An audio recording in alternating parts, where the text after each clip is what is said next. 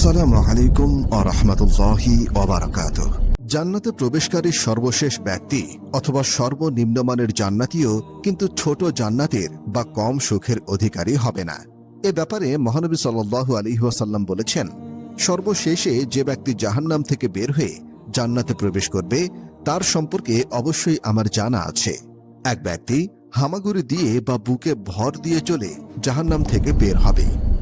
তখন আল্লাহ তাআলা বলবেন, যাও জান্নাতে প্রবেশ করো। সুতরাং সে জান্নাতের কাছে এলে তার ধারণা হবে যে জান্নাত পরিপূর্ণ হয়ে গেছে। ফলে সে ফিরে এসে বলবে, হে প্রভু, জান্নাত তো দেখলাম পরিপূর্ণ। আল্লাহ তাআলা বলবেন, যাও জান্নাতে প্রবেশ করো। তখন সে জান্নাতের কাছে এলে তার ধারণা হবে যে জান্নাত তো ভরে গেছে। তাই সে আবার ফিরে এসে বলবে, হে প্রভু, জান্নাত তো ভর্তি দেখলাম।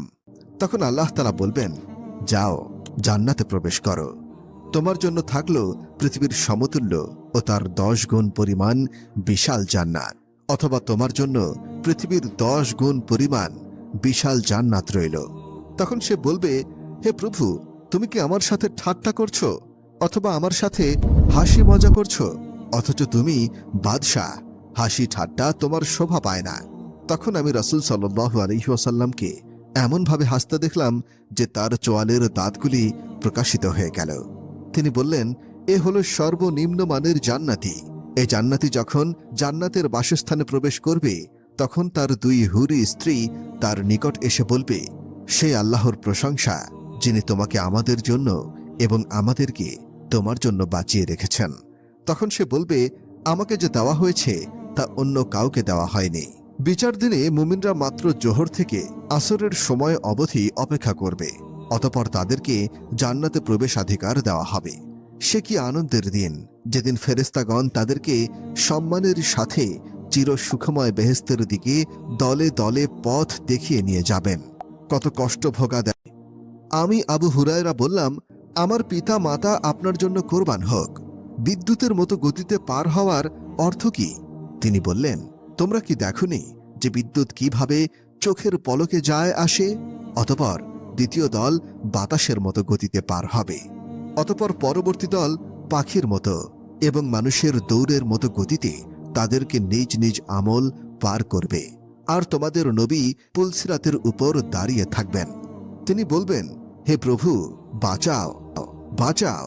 শেষ পর্যন্ত তাদের আমল সমূহ অক্ষম হয়ে পড়বে। এমনকি কোনো ব্যক্তি পাছা ছ্যাঁচড়াতে ছ্যাঁচড়াতে পুলসিরাত পার হবে, আর সিরাতের 2 পাশে আখড়া ঝুলে থাকবে।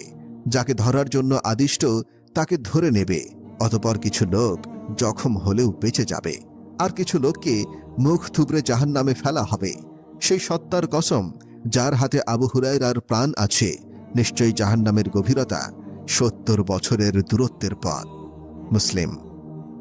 জান্নাতে সর্বপ্রথম যিনি প্রবেশাধিকার লাভ করবেন তিনি হলেন সর্বশ্রেষ্ঠ ও সর্বশেষ নবী মুহাম্মদ সাল্লাল্লাহু আলাইহি ওয়াসাল্লাম।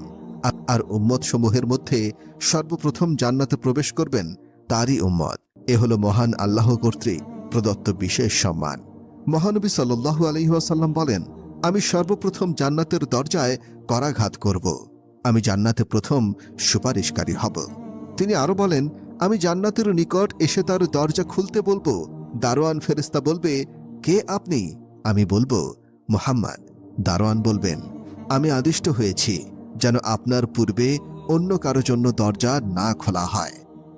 তিনি আরো বলবেন, আমরা দুনিয়ায় সর্বশেষে এসেছি, আখিরাতে সর্বপ্রথম কিয়ামতে উপস্থিত হব, আর আমরাই সর্বপ্রথম জান্নাতে প্রবেশ করব।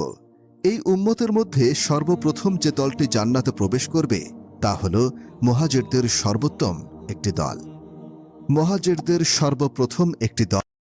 মুহাজিরদের সর্বপ্রথম একটি দল জান্নাতে প্রবেশ করবে। তাদের চেহারা হবে পূর্ণিমার চাঁদের মতো উজ্জ্বল। যে দলের ঈমান হবে সর্বোচ্চ শিখরে, তাকওয়া ও পরহেজগারি হবে সবার শীর্ষে, এবং আমল হবে সবচেয়ে উত্তম। রাসূল সাল্লাল্লাহু আলাইহি ওয়াসাল্লাম বলেছেন, জান্নাতের প্রথম প্রবেশকারী দলটির আকৃতি পূর্ণিমা রাতের চাঁদের মতো হবে। অতঃপর তাদের পরবর্তী দলটি আকাশের সবচেয়ে উজ্জ্বল নক্ষত্রের ন্যায় জ্যোতির্ময় হবে। তারা জান্নাতে পেশাব করবে না, পায়খানা করবে না, থুথু ফেলবে না, নাক ঝাড়বে না, তাদের চিরুনি হবে স্বর্ণের, তাদের ঘাম হবে কস্তুরীর সুগন্ধময়, তাদের ধনুচিতে থাকবে সুগন্ধ কাঠ, তাদের স্ত্রী হবে আয়তলোচনা হুরগণ, তাদের সকলেই একটি মানব কাঠামো আদি পিতা আদমের আকৃতির হবে, যাদের উচ্চতা হবে ৬০ হাত পর্যন্ত। বুখারী, মুসলিম। অন্য এক বর্ণনায় আছে যে জান্নাতে তাদের পাত্র হবে স্বর্ণের, তাদের গায়ের ঘাম হবে কস্তুরীর ন্যায় সুগন্ধময়, তাদের প্রত্যেকের জন্য এমন দুজন স্ত্রী থাকবে যাদের সৌন্দর্যের দরুন মাংস ভেদ করে পায়ের নলার হাড়ের মজ্জা দেখা যাবে। তাদের মধ্যে কোনো মতভেদ থাকবে না, পারস্পরিক বিদ্বেষ থাকবে না, তাদের সকলের অন্তর একটি অন্তরের মতো হবে। তারা সকাল সন্ধ্যায় তাসবিহ পাঠে রত থাকবে। আল্লাহর রাসূল সাল্লাল্লাহু আলাইহি ওয়াসাল্লাম বলেন, আমার কাছে সকল উম্মত পেশ করা হলো। আমি দেখলাম কোন নবীর সাথে কতিপয় ৩ থেকে ৭ জন অনুসারী লোক রয়েছে, কোন নবীর সাথে ১ অথবা ২ জন লোক রয়েছে, কোন নবীকে দেখলাম তার সাথে কেউ নেই। ইতিমধ্যেই বিরাট একটি জামাত আমার সামনে পেশ করা হলো। আমি মনে করলাম এটি আমার উম্মত, কিন্তু আমাকে বলা হলো যে এটি হযরত মুসা আলাইহিস সালাম ও তার উম্মতের জামাত। কিন্তু আপনি অন্য দিগন্তে তাকান। অতঃপর তাকাতেই আরও একটি বিরাট জামাত দেখতে পেলাম। আমাকে বলা হলো যে এটি হলো আপনার উম্মত, আর তাদের সঙ্গে রয়েছে এমন ৭০,০০০ লোক যারা বিনা হিসেবেই জান্নাতে প্রবেশ করবে।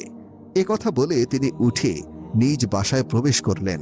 এদিকে লোকেরা ওই বেহেশতি লোকদের ব্যাপারে বিভিন্ন আলোচনা শুরু করে দিল, যারা বিনা হিসাবে বেহেশতে প্রবেশ করবে। কেউ কেউ বলল, সম্ভবত ওই লোকেরা হলো তারা যারা আল্লাহর রাসূল সাল্লাল্লাহু আলাইহি ওয়াসাল্লামের সাহাবা।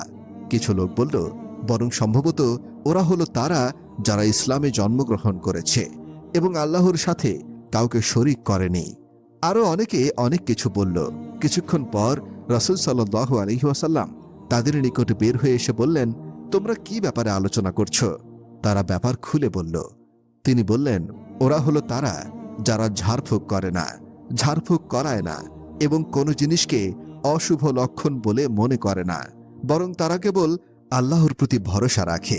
একথা শুনে উকাশা ইবনে মেহসান উঠে দাঁড়ালেন এবং বললেন যে, হে আল্লাহর রাসূল, আপনি আমার জন্য দোয়া করুন যেন আল্লাহ আমাকে তাদের দলভুক্ত করে দেন।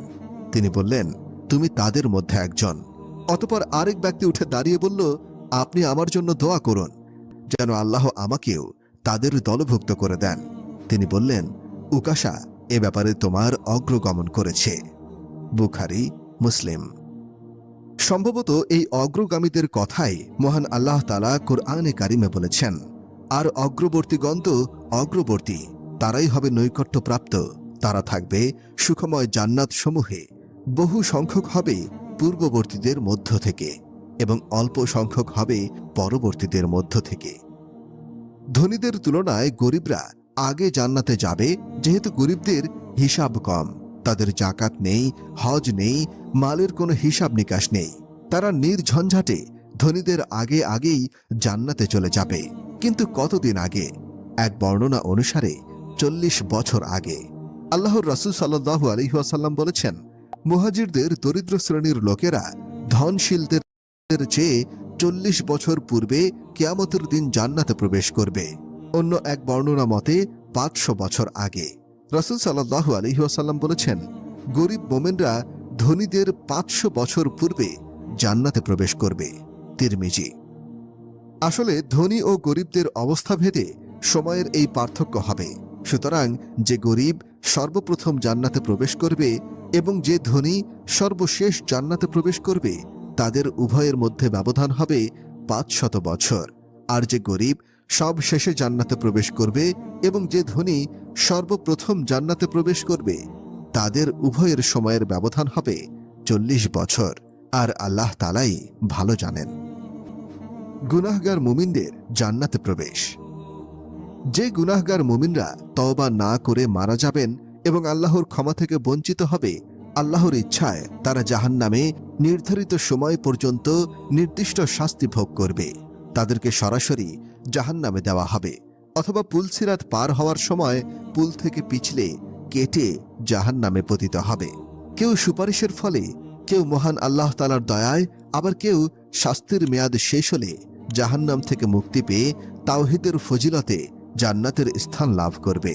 কিন্তু তাদের মধ্যে জাহান্নামের ছাপ থেকে যাবে এবং জান্নাতে তারা জাহান্নামী বলে পরিচিত থাকবে। বুখারী। মানুষের ইতিহাসের প্রথম পর্যায়ে আদি পিতা আদম আলাইহিস সালাম ও মাতা হাওয়া আলাইহিস সালামকে জান্নাতে রাখা হয়েছিল। মহান আল্লাহ তাআলা বলেন, আমি বললাম, হে আদম, তুমি তোমার স্ত্রীসহ বেহেশতে বসবাস করো এবং যা ইচ্ছা আহার করো, কিন্তু এই বৃক্ষের নিকটবর্তী হয়ো না, তাহলে তোমরা অনাচারীদের অন্তর্ভুক্ত হবে। কিন্তু শয়তানের প্রলোভনে পড়ে ও চক্রান্তে পড়ে আদম ও হাওয়া আলাইহিস সালাম আল্লাহর অবাধ্য হয়ে গেলেন। তারপর উভয়কে সেই সুখময় জান্নাত থেকে দুঃখময় এই মাটির ধরানামায় নামিয়ে দেওয়া হলো। মহান আল্লাহ তাআলা বলেন, আমি তো ইতিমধ্যে আদমের প্রতি নির্দেশ দান করেছিলাম, কিন্তু সে ভুলে গিয়েছিল। আমি তাকে দৃঢ় সংকল্প পাইনি।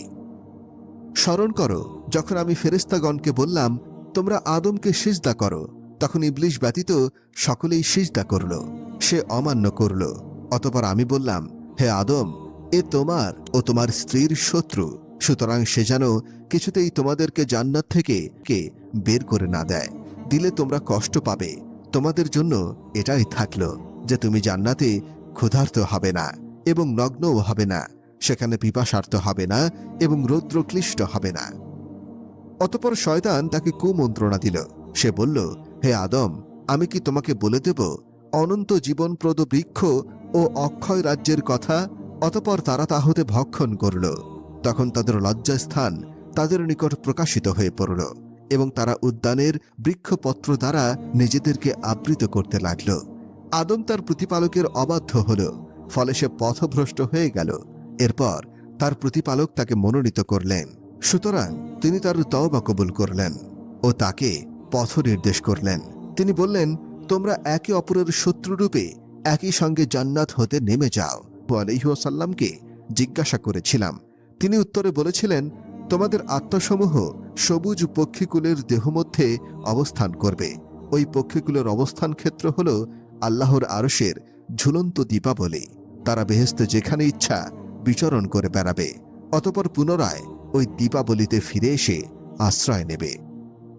একদা তাদের প্রতিপালক তাদের প্রতি দৃষ্টি ফিরিয়ে বলবেন, তোমরা কি আরো কিছু কামনা করো?